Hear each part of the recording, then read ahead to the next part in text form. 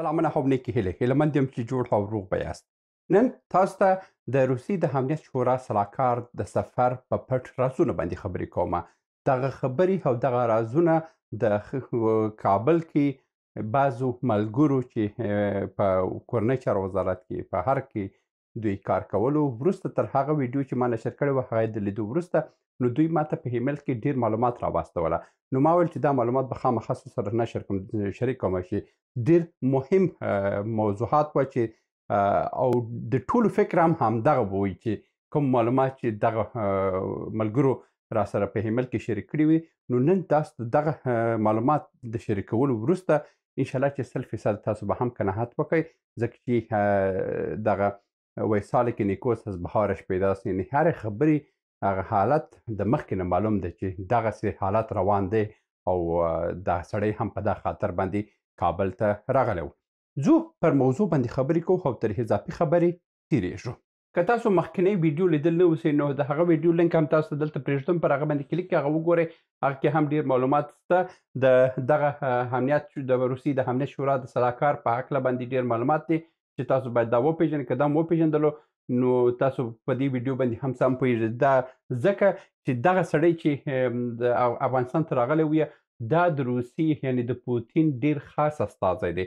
یعنې په روسیې کې یوازینی د اعتبار وړ او مشورتي کس او چې خاص مشورې پوتین ته ورکوي هغه همدغه سړی دی. نو هغه تېر ویډیو کې ټول معلومات مې د عکسو سره تاسو ته نشر کړي وه. خو نن په دې باندې خبرې کوم چې په دې سفر کې دغه کس د کوم کسانو سره لیدنې کړي دي. دا کس په لومړي سر کې د ملا عبدالغني برادر سره لیدنه کړې وه. بیا په دویم قدم کې د طالبانو د سیاسي مرستیال سره لیدنه کړې وه. په دریم قدم کې د کورنۍ چارو وزیر اکاني سره لیدنه کړې وه.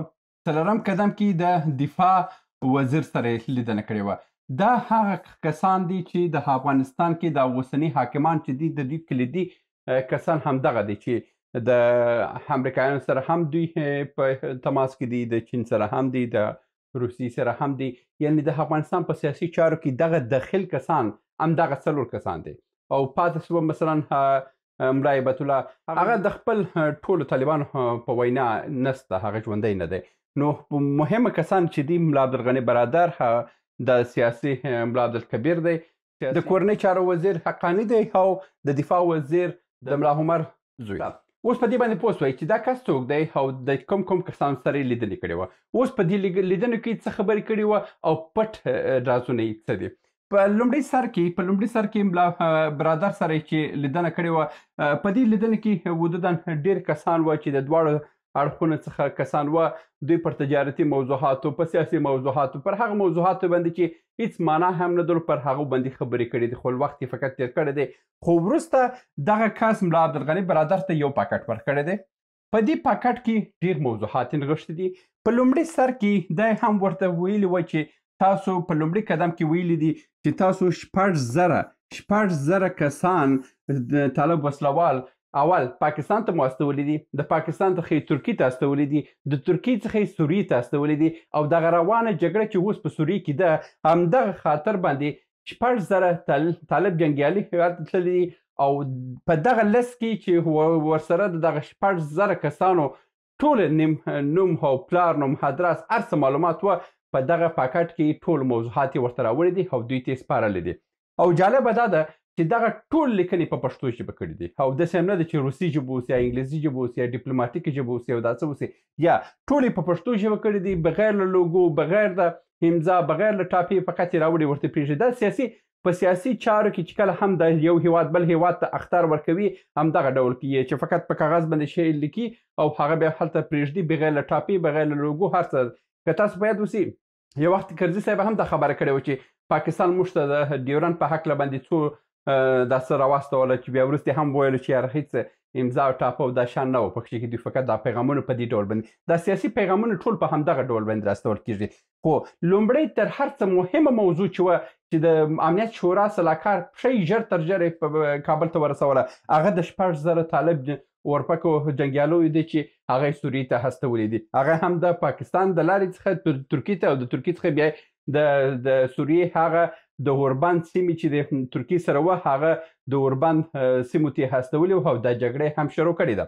په دغه معلومات کې ټوله کلیپونه هم چې دغه طالب اورپکو هلته په جګړې کې ثبت کړي دي هغه کلیپونه هم د ثبوتو سره ټولې راوړي دي او دوی ته سپارلي وه او دوی ته ویلي وه چې دا کار تاسو ژر تر ژره به بندوئ او دا یې په جدي باندې دومره ډېر په جدي ډول باندې دا خبره ورته کړې وه چې دا کار به تاسو بندوئ او که نه اوس بیا نو اخطار دی. نو ښه په بل قدم کې ورته ویلي وه چې تاسو د افغانستان په ولایتونو کې مثلا په بدخشان کې په کوم ولسوالۍ کې فعالیتونه لري، په تخار کې په کوم ولایتو کې فعالیتونه لري، په کندوز کې په کوم ولایتو کې ولسوالیانو کې فعالیتونه لري.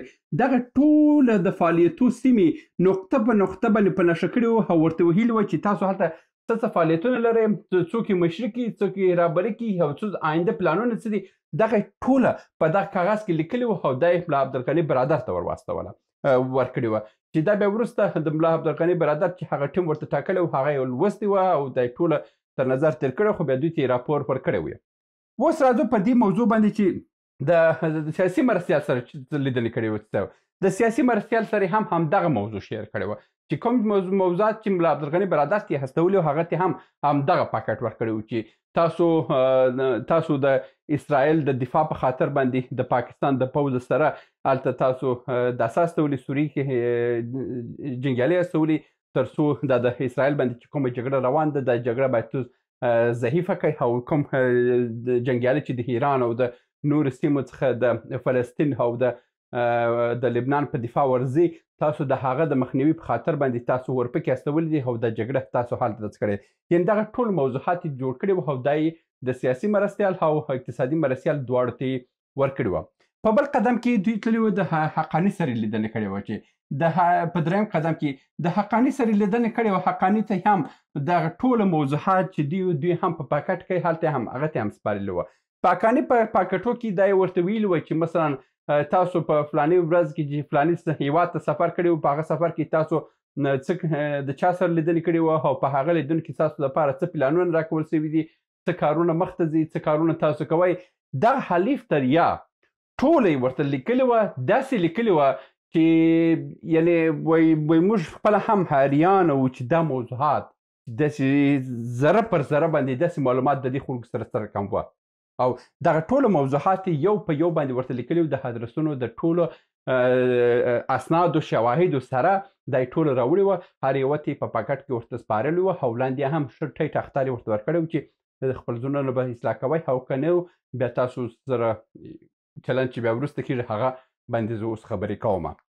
تر هغه وروسته راغلی و د ملا عمر زوی سره دفاع وزیر سره هغه سره لیدنه کړې وه، هغه ته هم پاکټ سپارلی و، هغه ته هم ویلي وی چې تاسو مثلا د وزیرستان څخه چې کوم پلان لرئ هغه شمالي ولایتو ته راواړوئ او کوم پلانونه چې تاسو لرئ دلته تروریستي شبکې دې خواته خواته واړئ.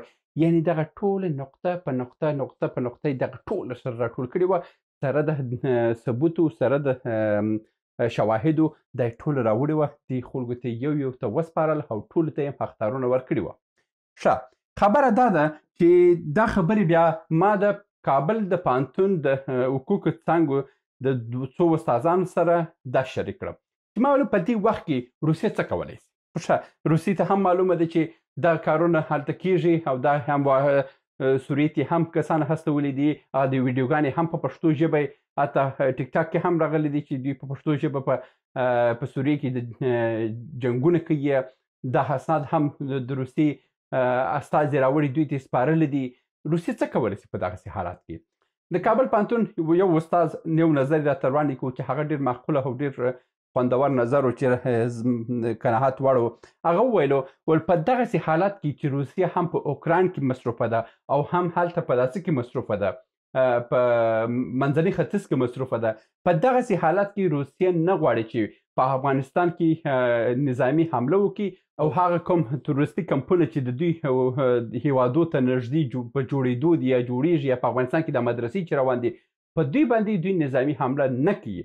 دا ځکه یې نسي کولی که دا حمله یې وکړه اوس دا خلک بهانې ته ضرورت لري چې یو په دوه باندې یو بم د هاخوا راکټ د هاخوا راسي او دوی خپل جنګیالي ورته حمر کړي او بلای مرکزی آسیا هیوادو تاجیکستان خو ازبکستان ترکمنستان ته بالا ور واسطه تر څو جګړه شروع کړي. نو په دغسې حالات کې روسیه نه غواړي چې په یو دغسې حالت کې چې روسیه د هلته په اوکراین کې ډېر سخته مصروفه ده، دلته په منځني ختیځ کې ډېر سخته مصروفه ده.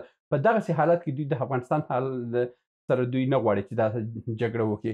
یو شرط شته که د اوکراین جګړه ختمه کړه په دا لنډ وخت کې او د منځني ختیځ جګړه هم ختم کړه، نو په دغسې حالت کې روسیه بالکل د روسیه او چین دواړه په همکاري سره کولی شي چې د افغانستان کې نظامي حمله وکړي او د نظامي حمله ځکه چې کولی شي چې دغسې حالات کې دا ګروپ په افغانستان کې کنټرول لري چې دا د هیڅ چا سره په رسمیت پیژندل شوی نه دی او هیڅ ډلې هم دفاع نشي کولی. که امریکا هم دفاع راځي ورته کوي، نو د روسیې او چین به په امنیت شورا کې ورته وایي چې ورور تا خو ویلو چې دا تروریستان دي، تا خو د دې څخه ولاړې او دا هېواد یې دلته پرېښولو او تی خپل هم په رسمیت نه پیژني. نو د دوی هیڅ بانه نشته چې د دوی په دفاع کې یا نظامي الوتکې راوستي یا څه راوستي، په هیڅ ډول باندې دوی کار نشي کولی. او که روسیه وغواړي دا کار کولی شي او په ډېر کم وخت کې هم کولی شي چې هغه کوم وسله چې د دوی سره ده هغه ټوله باید ټوله ختم کړي، ځکه چې د امریکایانو هغه ډول وسله دوی ته هیڅ نه ده چې هغه د روسیې سره په مقابله کې دوی وسې کړی وی کاري. یعنې مثلا د څو 15 او میک دغه لوړې تیارې چې د روسیې دي د دوی په مقابل کې دوی هیڅ نشي کولی او بل دفاعي سیستم افغانستان نه لري چې مثلا دوی وسې کړی د مشرکانو مخنیوی وکړي. په دغسې حالات کې دوی هیڅ هم نشي کولی. که روسیه وغواړي دوی په ډېر کم وخت کې سوایي چې له منځه یې هم یوسي. خو اوس مهال د روسیې دپاره هیڅ داسې چانس نشته چې دوی وسې کړی خپل په حقدارو باندې دا خلک اصلاح کړي، ځکه چې نه اصلاح کړي چې دا خلک د افغانستان د خلکو د ګوټو دپاره نه دي. همدا اوس مکتب تړي په ډېر سپین سترګي سره د هلکانو مکتبونه تړلي دي او خپله ټوله د دوی ډلې تروریستي ډلې کسان هم وایي چې دا د بهرني خواو څخه دا تمویلېدل دا مکتبونه دا ځکه موږ بند کړه.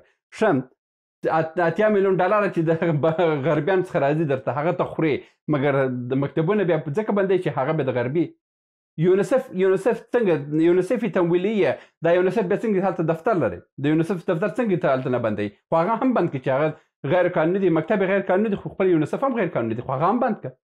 ملګري ملتونو اداره ولې نه بندوي چې هغه هم د ملګرو ملتونو د ادارې د خوا تمویلېدل؟ ته د هلکانو د 12 ولایتونو کې ته د مکتب دروازې پر هلکانو باندې تړي، د ښځو لا دي په یو بانه د اسلام په نامه باندې وتړل، اوس د هلکانو لا په کوم بانه باندې تړي؟ هغه د ښځو د طبابت لا هم وتړله، بس روان دي.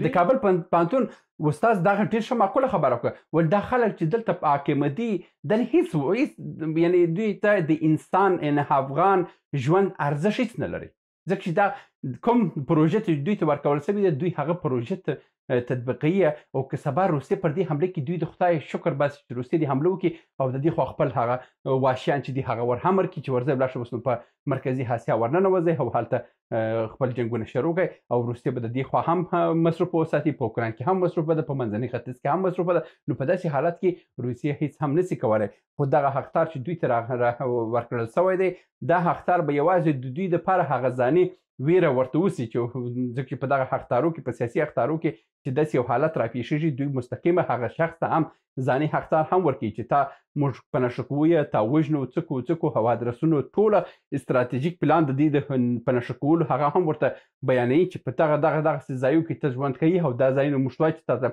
په نښه کوو او ستا دغسې د ادرسونه موږ لرو. نو دغه ناسه چې دی اختار چې دی دومره دوی ویرولی سي، مګر دا چې په افغانستان په سطح باندې که دوی راځي هغه تورستي کمپونه په نښه کوي دوی ته هیڅ مشکل نشته، ځکه چې دوی خلک د افغانستان د خلکو خلک نه دي او نه هم د افغانستان د خلکو لپاره وفاداره دي او نه هم د افغانستان د خلکو لپاره دوی دردېږي. همدا اوس چې اوله ورځ کې راغلي ول چې تاسو بغارې ووایاست چې خدای ته ماښام ډوډۍ درکړي، نه د افغان ملت د ماښام د ډوډۍ غم د دوی سره شته، نه د افغان ملت د ښځو نر د عزت او آبرو خبره د دوی سره شته، نه د دوی سره د راتلونکي پلان چې دغه ملک په بې سوادي کې تباه کېږي، بربادېږي، هېڅ شی نشته د دوی سره. یعنې دومره وجدان هم د دوی سره نشته چې دا حالت په دې وطن کې څه روان دي دوی هېڅ اخ هم نه وایي.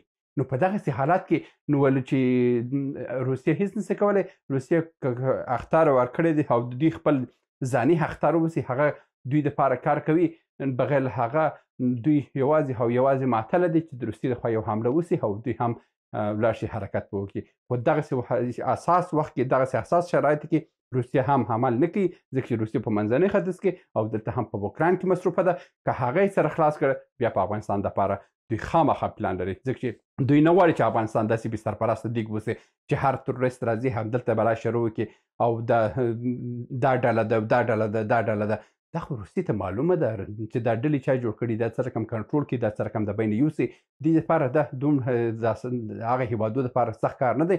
خو دا دی چې زه هیلهمند یم چې په دغه ډلې کې یو څو باشرفه او باوجدان انسانان هم پیدا سي، که څه هیڅ پکښې کې نه لیدل کېږي. دا 2 ورځې کې چې د نجونو او د هلکانو مکتبونه تړلي دي، د ټولو افغانانو امیدونه په دې تروریستي ډلې باندې قطع سو چې یو څوک ووایي چې یاره دا تروریستي ډله به افغانستان دپاره کار کوي.